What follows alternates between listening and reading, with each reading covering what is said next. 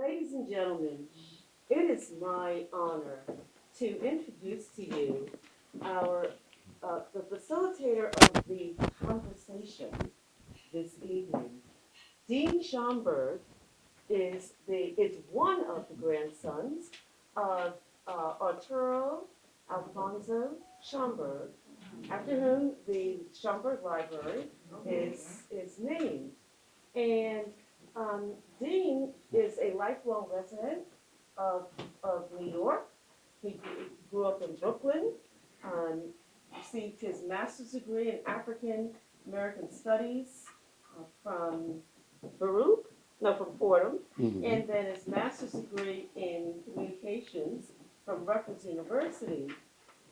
Dean's wife is Marilyn here. Let's please acknowledge.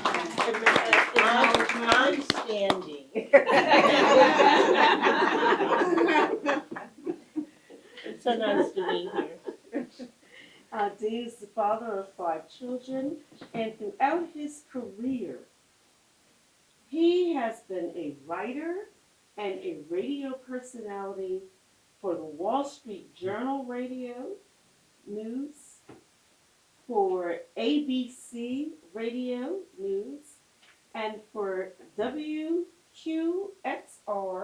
as well as WNCN, all radio news programs.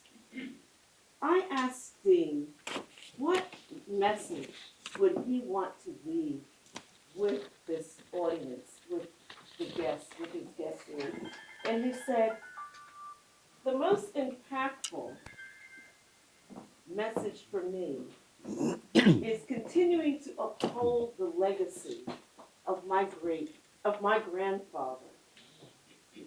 And he said, and I also want to stress to my people the importance of knowing our history. Because if we don't know our history, guess what? We're dumb. Okay.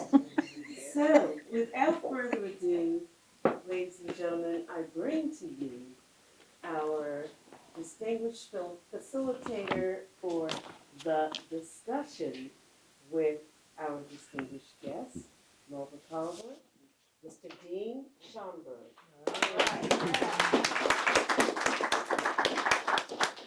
So, thank you so much. Thank you so much. A wonderful, wonderful gathering here. The room is full of good vibrations. I can feel it, so can you. And we have a wonderful legacy person here whom we're going to talk to, and we're going to find out how brave she was and is. And I'm sure most of us have seen her and her work at WABC and WNBC. So we know we're in good company here. Is that correct? Yes. All right then. That's what I'm talking about. So I have some questions for Really? Melba. You have questions for moi? Yes, ma'am. Okay. Yes, ma'am. Shoot. All right, let's start at the beginning. Uh-oh. What is I don't want to go that far back. Because I don't know what it was like inside of Susanola those 9 months while I was waiting. But you talked about how you got pulled out of there. Right? She was really brave. How many of you have read the book? So some of you have, and some of you have it and are going to read it. And it is, you are brave. You are brave the way you talked about what you had to go through. Yes, y'all understand what I'm saying, right? Well, Dean, let me ask you this. I'm supposed to be asking the questions. You are, but you know, before I was in the news business, I was a nurse. I know that. And I worked in OBGYN, also in the OR. So I've seen deliveries, natural and C-sections. To me, the brave people are the moms who carry these unknowns for 9 months. Right? I mean, everybody here who's had a mother, clap. Because can you imagine carrying a life for that time, whether it was to term or not? And then not only after they're born, they're yours forever. right. That's what I call bravery. Well, Dean. that's brave. Excuse me, but No problem. So I guess one of the things that I'm curious about is your name, Melba Tolliver. Now, Tolliver. you did mention somebody in your circle of friends mentioned that there was a German origination that had tagliaferro, which meant something about Ironmonger. ironmonger. Italian. Right. So, what did you ever follow up to discover any more about the origin of your name? Not really. I know that from the medical doctor when I was a student nurse who saw my name tag and said Tolliver.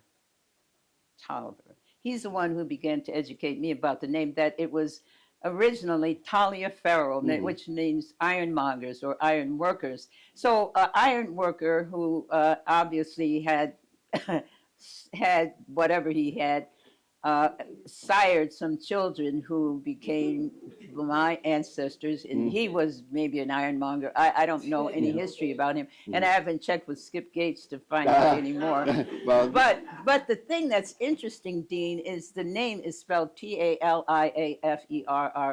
That was the middle name for Booker T. Washington. that you mentioned that. And That's right. and the spelling, people, this medical doctor, I forget whether he was an intern or a resident, he said people who can spell that name, even if it's spelled and you would think it would be pronounced Taliaferro, pronounce it Tolliver. And there used to be a football player for any old, yeah, he Mike played, Tolliver, yes, and he spelled his Taliaferro. Pharaoh. You see, All right. this is my good friend Wesu Murray. You're going to be hearing from him. This is his wife Damali. They're Okay. longtime friends of mine. Not just friends. He's somebody I'm always learning from him. And when I call him, I'm always interrupting. Damali has cooked a great dinner, and he's talking to me on the phone. on the phone.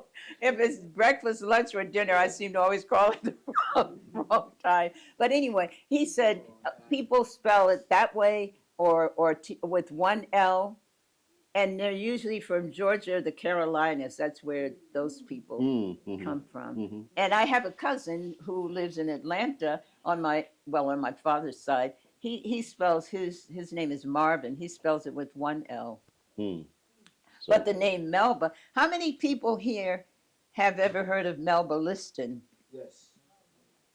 Tell Melba I Liston. can't tell you, I just know that her trombone player.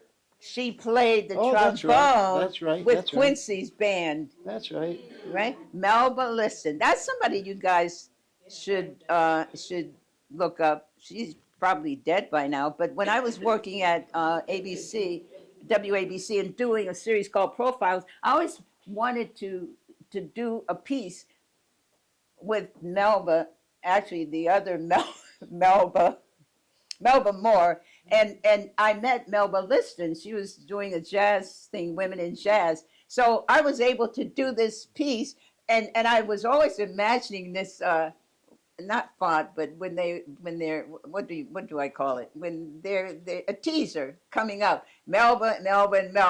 So it was Oh, yeah, I yeah. interviewed the two of them, and people used to get me confused. And somebody once wrote me a letter and said, you need to quit trying to sing. I was saying, huh?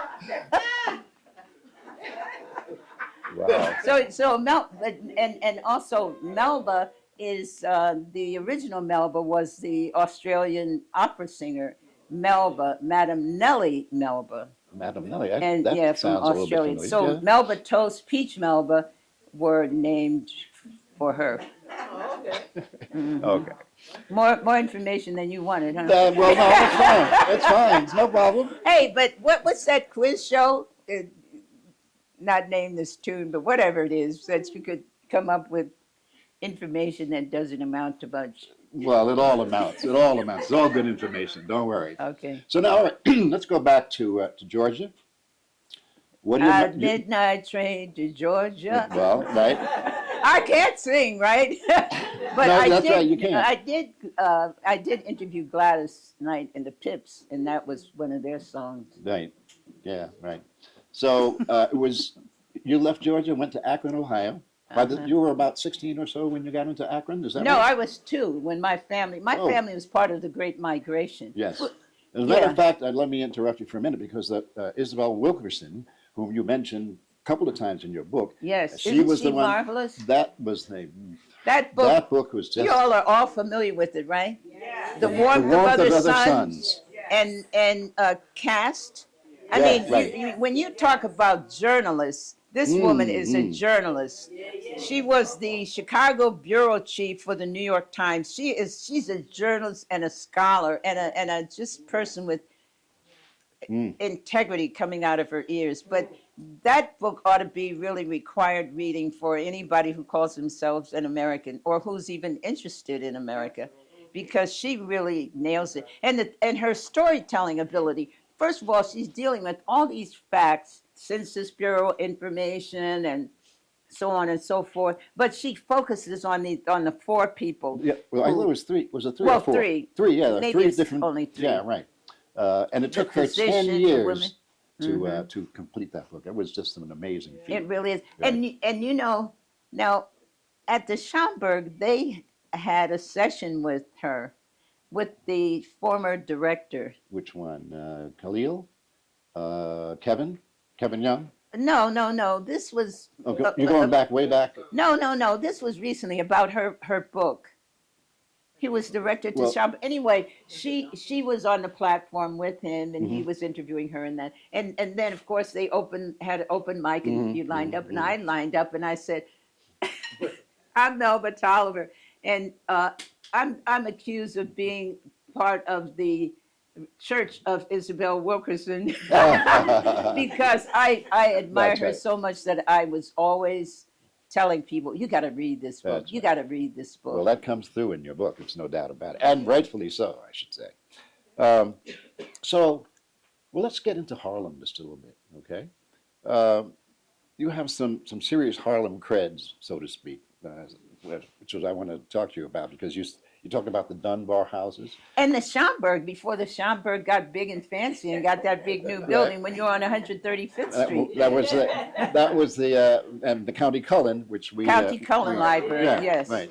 Thank you So- for bringing that. Oh, no doubt about it. Yeah, So, yeah, and then yeah. the River Bend. And We the talked River about Bend and the Dunbar. And see, here was another thing. My aunt, Clarice, who had escaped the South and come to New York to become a nurse. That's why I became a nurse, because of my aunt Clarice, because I didn't want to be a nurse. I wanted to be a tap dancer or a ballerina or Dorothy Dandridge, so I could look at Harry Belafonte. there was another But motive my going mother on. said, you should be a nurse. And you'll always have a job, sweetie. You'll thank me one of these days. And she was absolutely right. Because my Aunt Clarice became a nurse. She came up from Rome, Georgia, Cave Springs. And at the time, she applied to Bellevue, but she was turned away because they were segregated. They did not accept black people as nurses. So she was, as black would-be nurses were redirected to Lincoln. That's where she graduated. Yeah. Right. So, What was the question? No, we're just talking about your Harlem credibilities. Right? Okay. So yeah, So you mentioned she lived in the Dunbar. So my cousins, my sister Connie, my cousins Janice and Diane, and my cousin Michael, every summer we would come to New York and stay with my Aunt Clarice. That was her. She never got married, never had any kids. This was her, again, taking care of the little ones. She never told us who Paul Laurence Dunbar was, though. I don't know if she even knew. But she took us always to the same place, Central Park Zoo, the Automat, Radio City Music Hall, Roxy, the Statue of Liberty, and then to one of the stores on Fifth Avenue to buy a present for our parent to take back home. And she, before we arrived, she covered all the furniture, her good furniture, with sheets. And she had, including a piano, which she never learned to play. no kidding. It was just sitting there. Right. It was just a trophy or whatever. I guess, showed that she could afford a piano even though she didn't take any lessons. She worked for the New York City Health Department. She was a visiting nurse. So yeah, so and you mentioned the automat. I remember going to I was fascinated with the automat. You know, for Put a some reason, nickel put the in. nickel in there. Is that like lemon meringue Meringue pie pie? would come out? Oh, it was really something. It really was, Wasn't wasn't it? it? Yeah, yeah. Not that the pie was all that great, but the No, well, yeah, but the for a food. nickel. Listen, but when I was a young kid and all, I mean, I didn't know any good food from bad, but I was, I was just, intrigued by the whole thing. Put the money in, and open the little Yeah, the trap door door or opened. something, and there it came. Yeah. So, oh yeah. So, when I'm an old radio hound, right? And you mentioned somebody that. How did you get into radio? Oh, I'm supposed to ask you questions. No, but I think they would. I think they would. I think these people would like to know. I think they would like to know. Okay. So, Right? yes. So coming up, actually, this relates to something you mentioned, because coming up, I always liked radio, and I always listened to the radio stations I listened to were WNJR. I listened to WLIB. I listened to WINS, Moondog. Dog. Yes. She mentioned Moondog in this book. What the hell was the guy's name now? Alan Freed. Alan Freed, yeah. Yeah. Moondog. He was the blackest sounding white man That's that exactly ever right. lived, That's right? exactly right. Oh Yeah. man, he played people that the other radio stations Nobody was didn't. playing them. No. Big Maybell, the Platters, the Orioles. He played all those Yeah. groups, the doo-wop groups that, Right. that I grew up listening to. Yeah. So, yeah, so You didn't listen to Moondog though. I did. You did? On WINS. Oh. But that was after he came to New York. No, he Because he was- started in Cleveland. Yeah, but I think that he was up in upstate New York, but I think they had some kind of connection, because I don't think he was based in New York, but No, because when he came to New York, he was a big flop. That was when they started exposing the payola business too. So so in my case, the radio was what got me. I loved it. I used to put my hand behind the radio and get shocked because I was turning the tuner, and I didn't understand electricity can kill you, but I would turn the tuner. Wow, how does this thing work? But I also listened a lot to the announcers, and I'm thinking, wow, that's something, isn't it? That's really great. I love this radio. Long story long. I went. So when I got to be of age, I was 13 or 14. My voice began to change. Right, it got darker and deeper and all. And so everybody used to tell me that, and I'm saying, well, what can I do with that? There must be a gift. It must be God's gift to me or something. I didn't really understand it, but I'm saying, okay, if that's the case, then there must be something I can do. Radio, right? I love this radio. So I went to trade school, announcer training studios. Went to a 9-month course, and the first job I applied for, WQAL in suburban Philadelphia, I got the first job right then. you applied right? for wow. First job. I was there about a year, and then I went to KYW, all Oh news, right. KYW radio, and from there on, I went to ABC. That's where you and I were at ABC at the same time. No kidding. Yes. Where's Eric Tate? Oh, he left already. Oh. All right, Eric. Who is Anyway, he? Eric was there at the same time. At the same too. time? And probably Way Sue Murray, but might have been there at the same time. If you were there at the same time were- I was, I was there at ABC Contemporary Radio Network from 1971, December 7th through October of 1976. So I did a 5-year contract with them. Yeah, So we had an overlap. that's right. So when were you there? January through August of '76. 76. Okay. And Yeah. like it is. Oh, like it now, is now. here's a good thing. It's really a cue to bring Way Sue into the conversation because he has a lot. We have a lot in common. He is one of the smartest people I've ever met, And that's not smart just because he has a degree in English, a law degree, and a journalism degree, but he has common sense, you know, And that's missing in a lot of is people. isn't it? missing exactly. Yeah. And also he uses the common sense. So, Wei Su, turn your chair around a little bit, right over here, and Can somebody I bring me want you one to of those be little part of waters? this conversation because I'm glad that people have bought my book. And if my publisher, independent publisher, a white guy named Andrew Ladies, he owns a bookstore in Eastern Pennsylvania. He wouldn't like me to say, well, I don't care if you buy my book. He cares, and I care too. But I also care about books other people are doing. Books, I say books is my religion. And if you saw my house, you would say, she lives in a bookstore.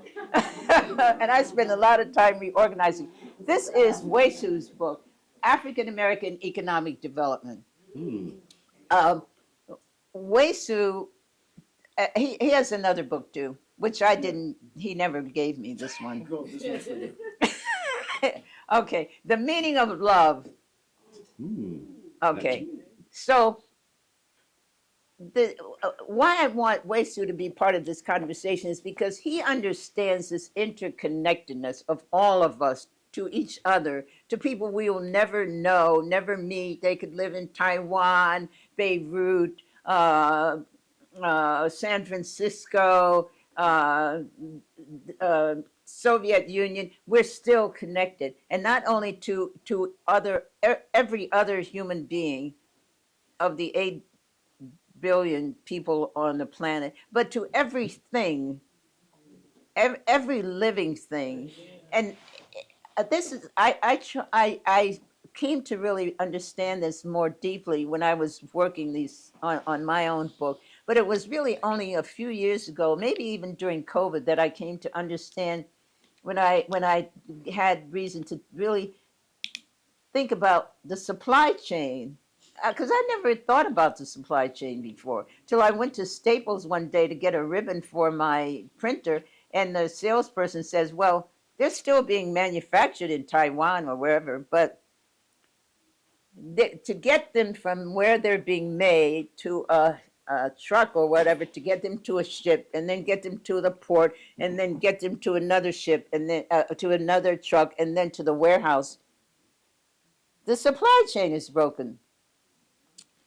I said, I'll be damned. That's really, I never even thought about it. But that really is a lot about what the news is about, because what we tell you in the news is what doesn't work. But while things are working, who pays attention to it? Hmm? But when it breaks down, when things go off kilter, well, that's my little sermon for right now. But go ahead. Yesterday, I was at an event with one of my classmates from the University of Michigan Law School, whom I haven't seen since our Ann Arbor days, and he is an investment advisor. He has an organization called Climb. His name is Bobby Wynn. I highly recommend it. Bobby Wynn is one of the kinds of people who believes that black people need to invest in the stock market and other opportunities to build wealth. That's one level of attaining wealth, and I wholeheartedly support that. This book is about what I call the economic structure. The world has an economic structure. And when I say an economic structure, what I mean is all the industries that produce all the goods and services around the world, and our role in that. This book identifies where we are, where we should be, and how to get there. All right. Another good book to read is Black Titan. That was written by Carol Jenkins. It's about her uncle, A.G. Gaston. It's a terrific book, and she wrote a wonderful foreword to it, terrific writing. And he had his fingers in a whole lot of pies. But I wrote a piece about his wife, Minnie, for USA Today. She started a line of cosmetics, skincare treatments, which she started in her kitchen and tested them on AG. So there's entrepreneurship all over the place, but I do recommend that too, Black Titan. And Carol Jenkins is a tremendous journalist and writer. One of the things we didn't She finish- wrote it with her daughter Elizabeth. We didn't finish the story. We met at Columbia. Melba and I met at Columbia when I was at the Graduate School of Journalism in '71.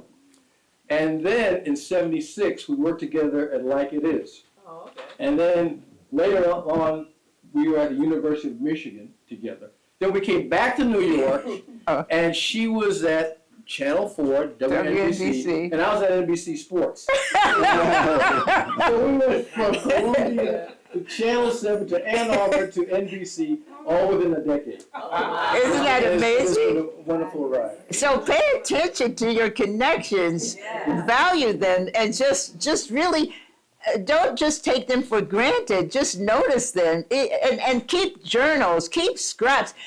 When you go to the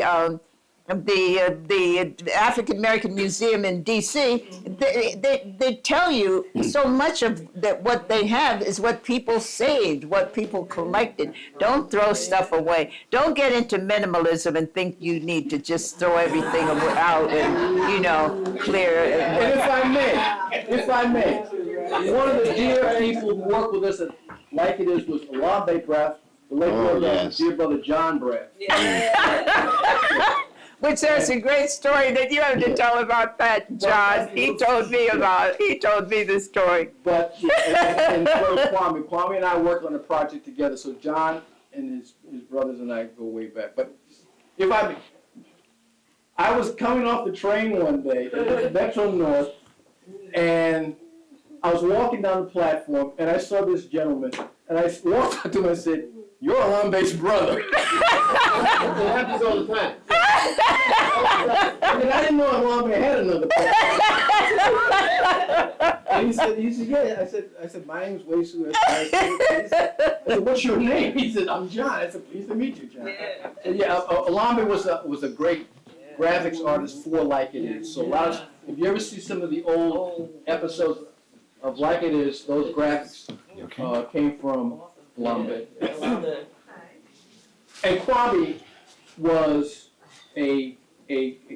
one of the foremost photographers of African American musical and other cultural. The Grandassa models. Yeah. And put together a wide body of work that is still being appreciated. Yes, and most recently at New York Historical Society, right? Yeah. Mhm. But let me just say this: the book that's out there now is Black and Beautiful, the photographer Tony Brathwaite.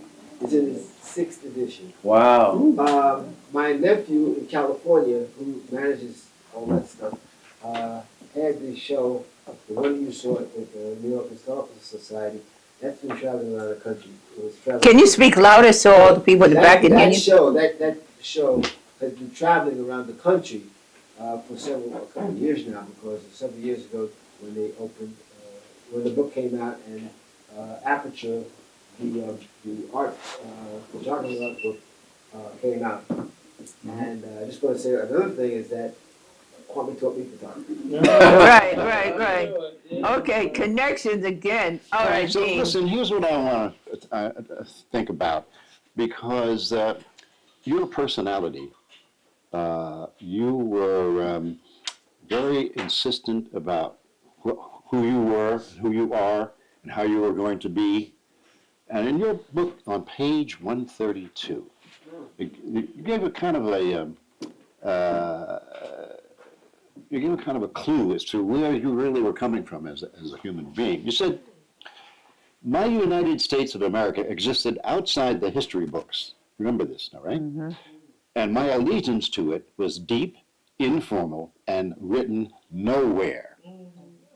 I acted on my allegiance to my home, with my mother, my sister, with other family and friends, in my neighborhood, with the ordinary, everyday people like me," which is something that was a through line through whatever you did, it seemed to me, because you were always talking about the ordinary people, right?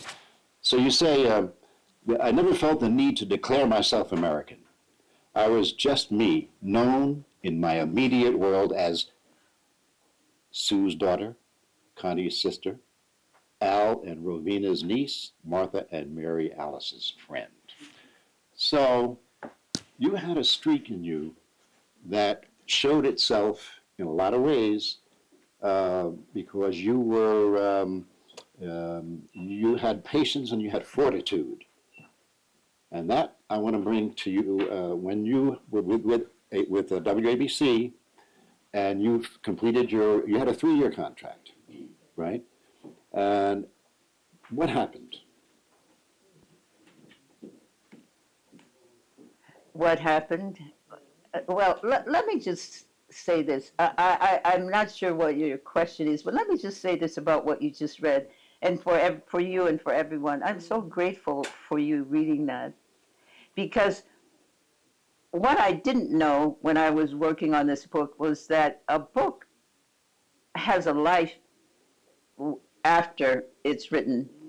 And I have had this just exchange that you read that is so moving to me. It's like It was moving to me too. That's why I read it, and it said a lot about you. And I got to understand when you went through. but here's the thing, Dean. When I was writing it, I wasn't really picturing anybody reading it. I was just because I'd written as part of writing groups in Pennsylvania. I'd been in critique groups, and you write things, and people critique it, and then you take it back, and then you put it aside, and so on and so forth. Then you get, in my case, somebody who says, I think you can't find a traditional publisher, so why don't you try doing an audiobook, which bing, the light went on. It never occurred to me to do an audiobook, but this person said, a man named Andrew Ladies, he says, anybody who knows anything about you knows your voice, so why don't you do an audiobook? So he knew a young Black man in Easton who has a complete studio. This is, again, folks, connection, the connectedness. I didn't even know this young man, even though I lived in the area, but I didn't know him at all. So Andrew Ladies connected with this guy, Brandon Avery, and every Sunday I would go there for an hour and record my manuscript. After about 3 Sundays, Andy and Brandon says, Andy in particular says, look, you've got the manuscript already. Why don't you we'll continue the audio book and you have the manuscript. I will be your publisher. I'll see to get this put in print. And that's how this book came to be, because some people knew somebody else who saw something, a vision that I had no vision for it. It never occurred to me to do an audiobook. And then after that, we really have to be so grateful for the people who are around us who really have talents that we don't necessarily possess, but they do. And they're the ones, when people talk about standing on other people's shoulders, this is exactly what it is. And the other people don't even have to be old people. I could be standing on the shoulders of this young man who's just 33 from Teaneck, New Jersey, who happens to be in Easton and has this studio to start the audiobook. So what I'm saying is, we all have stories to tell. We're storytellers. That's what is part of being human. We're always telling stories. Conversations are story. When you answer the phone, hello, this is Susie, and then you start talking. You're telling stories. What happened today? Oh, did you know this? Blah blah blah blah. It's nothing new. This is part of our humanity, and we need to really just appreciate it and know that it's not, you don't have to be special or extraordinary because you are the story. That comes through clearly in your book. Well, it comes through in your exchange with Wesu. I listen to people and I say, wow, that's a book. I told you about a book. Wow. What did I say? Walking down. Walking down 6th Avenue. Walking down 6th Avenue. Would be the great title of a book. we've all got books, even more than one book in us. Mhm. Who said that? I did. Yes, say something more. Say something more? Yes. Oh, well, okay. Thank First, say your name. Thank you. My name is Barbara Hightower. Barbara Hightower? Yes. And, I'm hard of hearing, so. and I came to New York when I was 16. I have a story. Never told it, but always wanted to write it. So I agree. We all have a story. And Toni Morrison says, if there's a book that you want to read that's not out there, write it. And it doesn't have to be, you don't have to worry about anything except just tell it. That's what editors are for. There's somebody out there to help you if you need help telling your story. Help you get it the way but not to change it, but to help you have it be in a form that you're proud of, and get it out into an audience. So another thing I wanted to say about your particular instance was the courage that you showed. I don't know that I could have. Listen, I am not a icon. I am not a particularly courageous person. If you had been in my car with me when I was trying to get here late, you would have said, "Oh God, please help this poor woman, because she has no courage." And it's not just me not having the courage, it's people out there driving 80 miles an hour in a 55-mile. You have other forms of courage. That's right. You have another kind of That's courage. right. Well, I don't know what you call it, but Well, we call it courage. That's what it is. And you have to understand that, because what you went through, we can talk about your marriage. We can talk about that. It was something that maybe I don't even know how you wrote first of all, that. I don't believe in marriage. Not the way it's conducted here. It's like a business transaction. If two people are really committed, they'll make it work. And you don't need to. And I did a series at Channel 7 about divorce. And you find out that the people who care the most about it is lawyers, and also people who have a lot of stuff. And it's like, how are we going to divide up our stuff? But nobody gives a damn about poor people, whether they get a divorce or don't get a divorce, because there's no transaction. And we have to realize this is part of the society that we're part of. That is brutal capitalism. Well, I'm also. This book is called The Meaning of Love at the 21st Century. It's about the movie Casablanca and what love means in terms of humans being together. Oh, okay. And that's a good lead into my next question. All right. Okay. I'm curious about. Hey, we should have our own show, huh? Sign her up. The Mackey Twins show.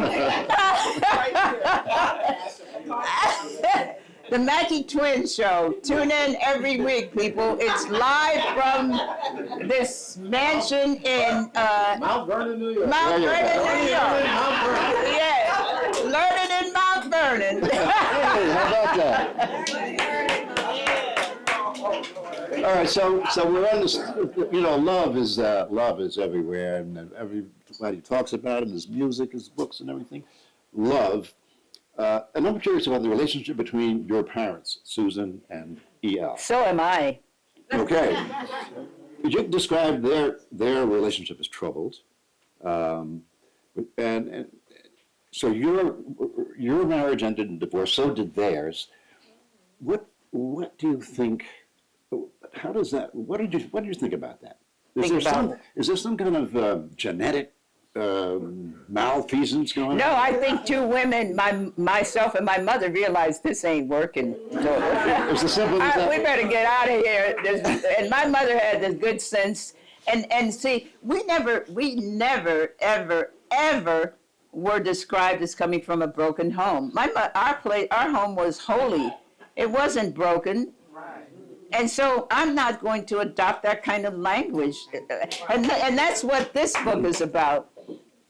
Don't think of an elephant. I really suggest this too. This is about know your values and frame the debate. I never called my neighborhood a ghetto either. In fact, I never even heard the word ghetto until I came to New York. But a broken home, ghetto, just minorities, all kinds of crazy stuff, talking. And see, the thing is, what I needed and what I am still practicing is pay attention, listen to what people are saying, see if how they're describing something is how it describes my experience. And if it doesn't, do not use that language. And this is what this book is about. And this book isn't very long. It's 124 pages. And it was written in 2004. If you were to read it now, you would think it was written yesterday. Who's the author? George Lakoff, a linguist, who says, and one of the things he says, and it has a terrific foreword by Howard Dean. You all remember him? Yes. He is, can you imagine? The Dean scream. It was because he raised his voice or something. He was knocked out of the presidential primary, right? He didn't do half the SH that this guy is doing, and he dropped out. But when you read this book, you say, you know, we have to really listen. And when people are using or making descriptions, even about Americans, like you hear I can't say so many people I hear talk about the American people this, the American people this, the American people. I'm American people, and you're not talking about me. So, and just even with the flag, I'm putting a flag up at my house now. I'm going to have an American flag, and I'm going to have another flag that has an image of a lotus, and underneath it says Kamala. Because did you know that Kamala means lotus? I just found that out a couple of weeks ago. So I'm not going to just let other people claim the flag is theirs. I'm familiar with a lot of the history of this country, which is just horrendous when you think about, American Indians and Japanese and people being interned and just all the kind of crazy stuff. That brings me to a point that I wanted to ask you about. Oh, okay. Because when you were working, I was intrigued. Your episode of working in the pediatric ward, okay, and being perplexed by the fact that no matter how dark the complexions of the Puerto Rican babies, they were always checked off as white on their birth certificates. Mm-hmm. Have you since figured out why that was? No, and I stopped trying to figure it out because they weren't black. So when you have a situation where it's either black or white, if you're not black, then, you know, I realize I'm limited in my intellect, and certain things I'm not going to be trying to figure out because why waste my time? I could think about other things. So that was something that was not really ever on your radar. But just like I personally do not use the term people of color. And why is that? Because who are people of color? I mean, I remember when I was a colored people, and now it's people of color. So, and brown people and black people. Well, there are black people who are brown, black people who are yellow, black people who are white. There are black people who are white. Right, exactly. So, I mean, if you came from another planet and heard people talking this crazy talk, here's another good book, Stupid Talk, Crazy Talk. Crazy Talk, Stupid Talk. By Neil Postman. crazy talk, stupid talk. You would say, what are these humans talking about? People of color, people of not color? And just like I said to somebody the other day, women and minorities, what does that mean? He was a white guy, gay also. I said, to me, women and minorities are women, men, and children. So who are the women? Well, this goes back to the 1964 Civil Rights Act, and saying, well, read what happened in the book, and it's not something I made up. It's the actual. Anybody can look this up and see how this terminology came to be, because that protects white women. And so I said to this white guy, I said, this was just the other day in the library, in the bookstore. I said, so why don't we say everybody but white men? But he says, I'm a minority because I'm gay. I said, well, this language didn't come to be to protect you. So anybody can claim they're a minority. I'm a minority because I wear a gold watch. You know, what kind of stupidity is that? It's just like, now everybody wants to be a minority of some kind, but it's because driven by crazy talk, stupid language, stupid till words get wrung out and don't really mean. It's like. So, The lesser of two evils, right? Yes. so talk about, now, let's go back to courage for a minute, which you claim you don't possess, and Okay, you all everybody knows that's convinced me I have a different kind of courage because I made That's it right. here despite being scared out of my wits that I was going to get in a crash. Oh, yeah. Trying to Okay. get here. So talk about your letter to New York Herald Tribune reporter Robert S. Byrd. Yes. Actually, it was in this series called 10 Negroes. Right. I brought this here because most of you are probably too young to even remember that there was a New York paper called the New York Herald Tribune. And in 1963, they did a series that was supposed to tell the story about Negroes. Yeah, right. Do you want to read what you have there? Well, I'm just saying, he admitted, this reporter Byrd admitted he had a personal bias against black people, and your letter to him in 1963 was in response to that 10 Negro series.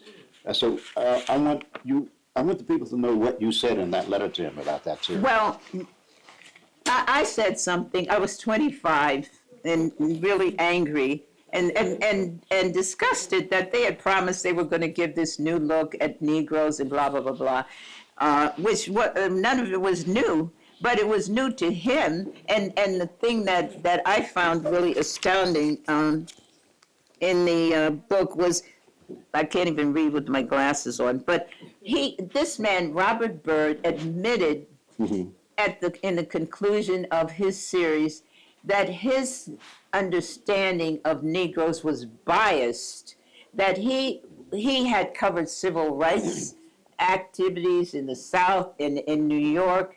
He believed wholeheartedly that Negroes were citizens, that they deserved all the rights of citizens, but he also had the belief that Negroes were like a special kind of Americans, that they had to earn their citizenship.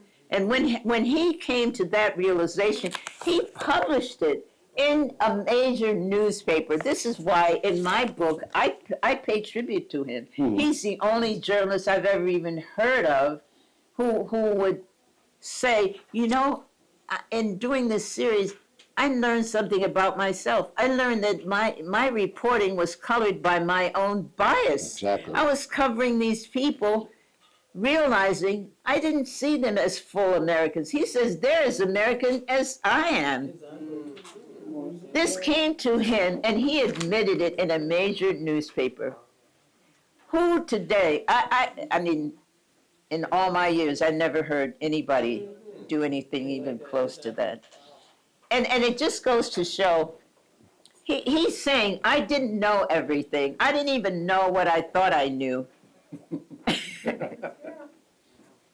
He demonstrated real thinking as opposed to people just using the phrase, I think this, I think that. They never really thought about it. They're just repeating something that and it's not just people being evil or something. It's sort of like how we do stuff, right? I check myself all the time. Every time I get ready to say, I think, I say, have you really thought about this? Or you're just repeating. So when a lot of writing I see about you, a lot of it kind of puts arrows into the whole idea about your hair. Mm-hmm. So if somebody goes and Googles you or the Wikipedia, and they will say, yeah, well, she's the one who she refused to straighten her hair. She wanted to do an afro because she was going to go to Tricia Nixon's wedding. Not as a guest, but No, as a reporter. So now maybe you guys will understand. This is where that whole courage thing comes in. What did you do? well, I went and I made an appointment with a guy named Bob Keyes at the Y on 135th Street, who a friend of mine, Gil Scott. There are a couple. Harold, you remember Gil Scott, right? Yeah, he was working for the Associated Press. He was a good friend of mine because the black people who work for news organizations, we really knew each other. The Associated Press, as you all know, is like the big funnel that really collects a lot of news and information that other news organizations draw from their work. So I would say, I'm thinking about having my hair in a natural, and so he would say, well, listen, if you're going to do it, go to Bob Keyes. He is the best hair cutter of naturals, and I went there. Mm-hmm. And it happened that I went there the day before I was to go to Washington. So it was something I had deliberated for a long time, not because I wanted to cause any uproar or anything. I just said, I am tired of straightening my hair, burning up my scalp. And I'm seeing all these other people, Muhammad Ali, Andy Young, Cicely Tyson, regular folks walking around with their natural hair. I said, wear my hair natural. That's all there was to it. I knew that nobody was going to come out and say, "Oh, Melba, you showed up with your nappy hair. We're so happy."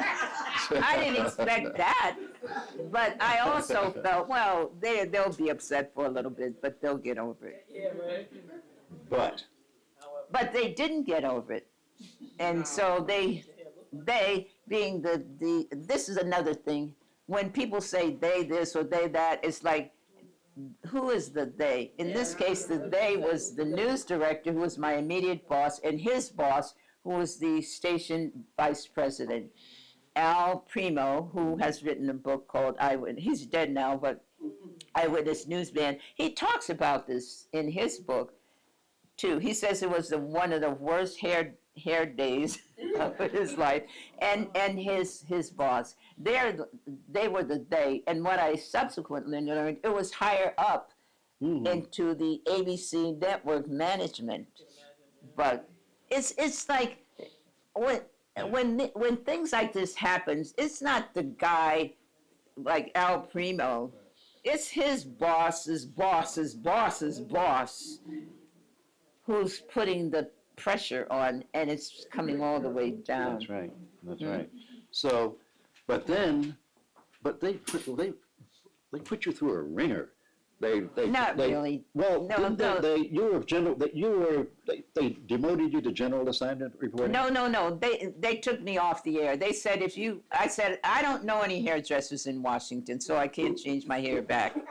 So so I came back and they said, well, you're not going to be on the air. Oh, well, okay. So it was like I was a kid and I had to go to the principal's office. I had to go to the vice president, sit there.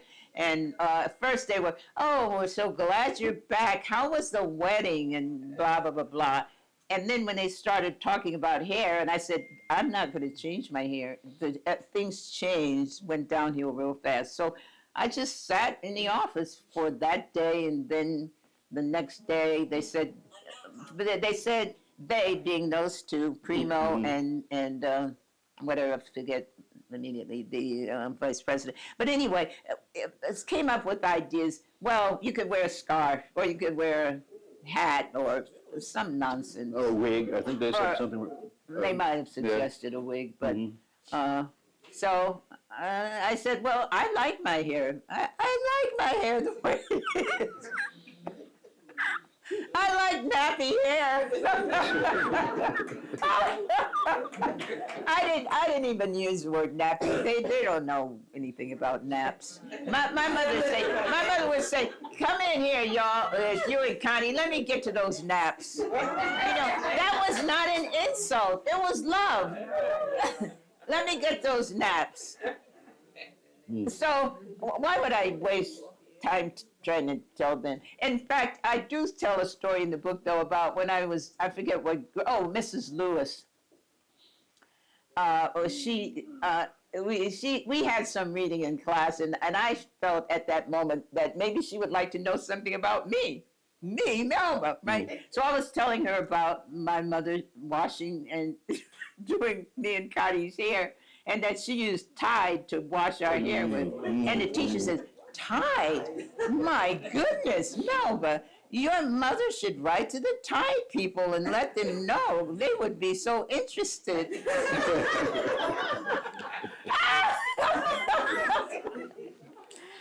But she was also the same teacher. So and the black kids, they knew that Mrs. Lewis didn't have a clue.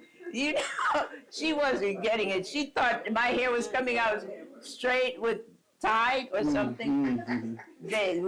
So I knew, then I just shut up and didn't tell her anymore. But she is the same teacher who, at one point, we had a reading in school, and after the reading, she asked the kids what they thought about it, blah, blah, blah, and I raised my hand, and she called on me, and I said whatever I said. I don't remember what the subject was, what the question, anything. I just remember her, Mrs. Lewis, and she had a wooden leg, which I always found very curious. She says, Melba, you have a good mind when you use it. And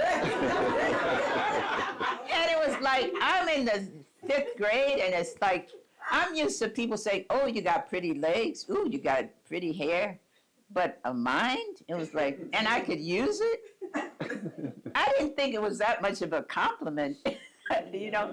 But I think of Mrs. Lewis, bless her soul, wherever she is, wherever dead people go. Because whatever she meant, I interpreted it to be, you know, there's something that you have, and when you use it, it's a good thing. She was a white woman. Isn't it interesting? Do you think back to some of your teachers? Didn't they always all look old? Yeah. They always look old, and they probably weren't even that old, you know. And I mean, I try to think back to when I was in Allen Elementary. I can't even imagine, in my wildest imaginings, a teacher coming to school wearing jeans. No. In fact, regular people didn't even wear jeans. But, well, whatever. So anyway, but Mrs. Lewis, so she had a wooden leg. My reporter's curiosity hadn't kicked in to the point where I could say, Mrs. Lewis, what happened to your leg? Do you have trouble getting shoes, or? that must be a good story. I was never, so that, I like courage.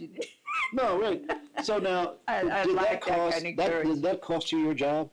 Do you, No, you no, ended up no. at It MC cost at me NB going on the air for a few days until it leaked out to the New York Post. They call a reporter called from the New York Post to follow up. He had heard that I was being kept off the air. Immediately, I was back on the air. So what made you go to NBC, WNBC? What made me? Yeah, why did you Nothing transition to made that? me go. This is another thing. We have choices. Just like Wei-Su chose to leave and go to law school, I chose not the first time to. I didn't even choose to leave in NBC. What happened is the New York Times wrote an article about me, which was read by the head of the fellowship program at Michigan. This man, Benya Blanky, wrote me and said, "You sound like somebody who could use a break. Why don't you apply for a fellowship here?" And I wrote him back and I said, "Thanks, but no thanks." 2 years later, I said, "Mr. Yablonki, is that offer still open?" And so I went and I got accepted in the program. And part of the program was, this is National Endowment for the Humanities, was that for journalists, it was at Michigan and Stanford.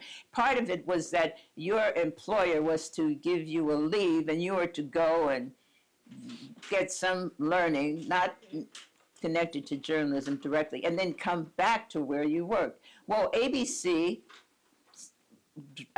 said they drug their feet about me coming back.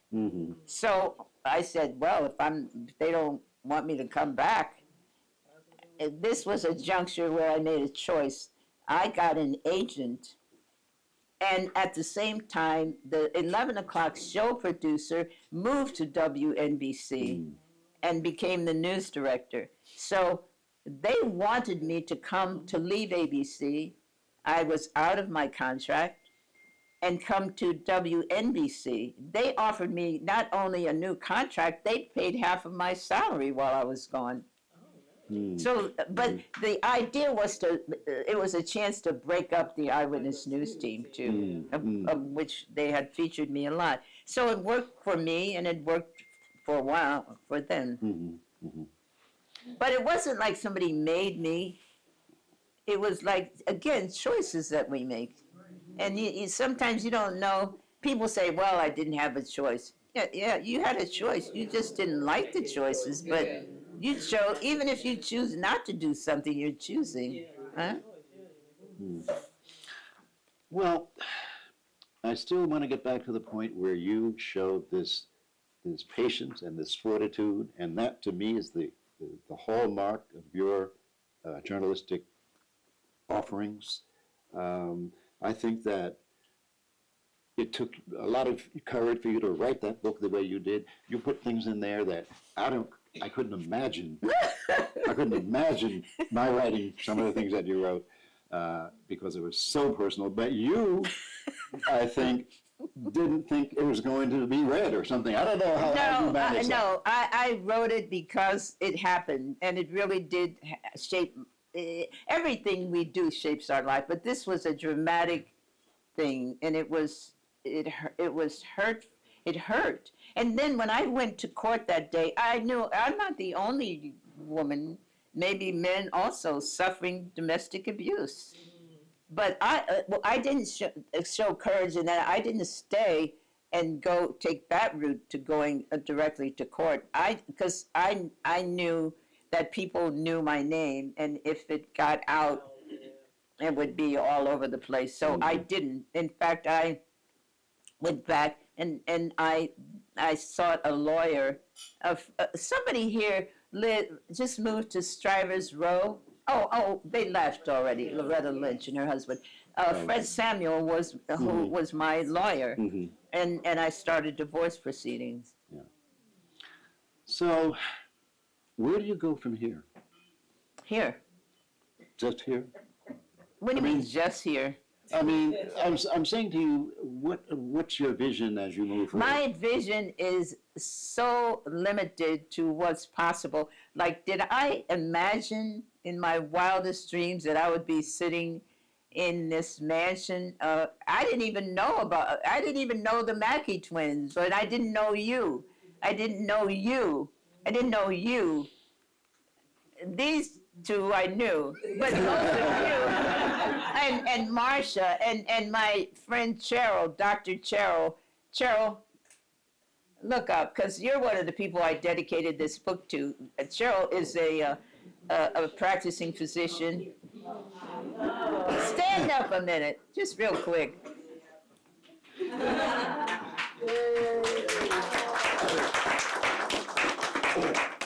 Now, Cheryl is a physician. Her mother, I call her my niece, like Marcia is my niece. It was their mothers who were my close friends. Her mother was a playwright, Martha Thomas, who you all may have attended some of her plays. I'm just trying to think of one of them. I'm drawing a blank. What's the one? Winter's Winter's View. Yes. And in fact, in one place, she mentions a person like me on TV, right? So her mother was a devoted. She was a devoted mom. She was a devoted human being. And I first met her. She was in the summer program for minority journalists, which came as a result. Many of you may have heard of the Kerner Commission. That report activated certain programs in media, and one of them, the best known, was the summer program for minority journalists, which was at Columbia. It was later renamed for Michelle Clark, the Michelle Clark summer program, because she died in a plane crash. She had been one of the people in the program. Cheryl's mom, Martha Thomas, was in the program. She worked for the station in Florida, in Jacksonville. Well, the deal with the summer program was that stations, or they had a broadcast and a print segment. Whether regardless of which it was, somebody who was their present employer, though they weren't a journalist at the time, would sponsor them, or they could sponsor anyone. But the deal was that they had a job waiting at the end of the summer program to return to. But her mother's passion was more for playwriting than journalism. She just was a talented person, and that's what she was really drawn to, and was really expressed herself. She used to talk sometimes about her process and how the characters just spoke to her, woke her up in the middle of the night or whatever to tell her what they needed to say. She was fascinating. She introduced me to the every 2 years, I don't know what it's called, the National Black Theater Festival. It was the first I knew about it, and I went with her. I learned so much from her about theater, about what goes into the work, and about what it's like when somebody is really deeply committed to something. She was the example for me, and her daughter Cheryl is a terrific photographer.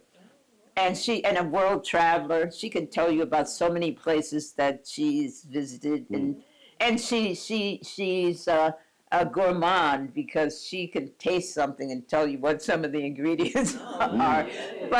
But she can also clue us into what is happening with our medical system now.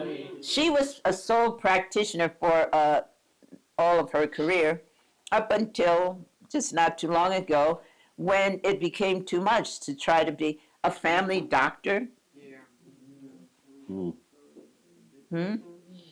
With the insurance, with the paperwork, with everything that a single person is trying to practice good medicine. So you join a bigger practice. And I'm so grateful to her, because she led me to my current cardiologist. And right now I am symptomatic for something that the doctors don't know what it is yet. It's not Lyme disease, it's not Sjogren's syndrome, it's So I said, okay, well, I have long COVID.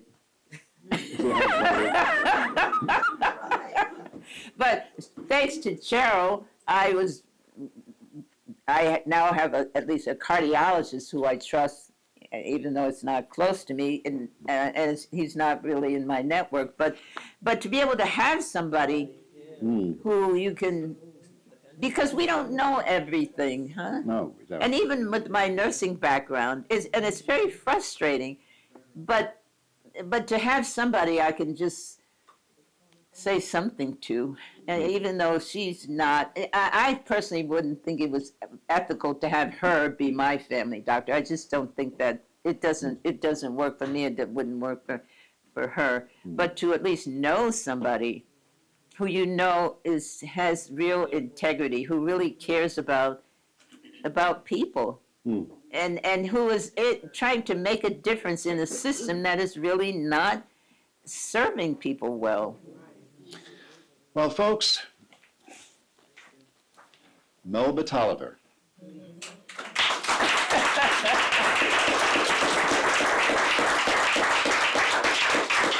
Dean Schomburg, who prepared so well for this, and who didn't cut me off and say, "Shut up, I'm doing it." How could I do that? But thank you so much. Thank you. Thank you to the sisters. To the Mackeys. Yes. Yes. The marvelous Mackey twins. Do you all want to say something in closing? Besides how wonderful you are and all these wonderful people you know? Mm-hmm. And how you have the courage. Now this is courage, right? Well, of course. Start a gallery Yeah, of course. when you didn't go to school for gallery. And make it work, you know. We're happy all of you were here. It was an amazing discussion. We hope you enjoy it. We hope you have a wonderful holiday season. Please, the books are for sale in the back. The hardcovers are $35. The paperbacks are $20. Get one, get it signed. You have a few more moments with Ms. Tolliver. I'll be here as long as people want them signed. Okay. So take your time, have a chat, have a little more wine. Don't get too drunk, though. And we'd like to thank Ms. Tolliver and Dean Schomburg. Oh, okay.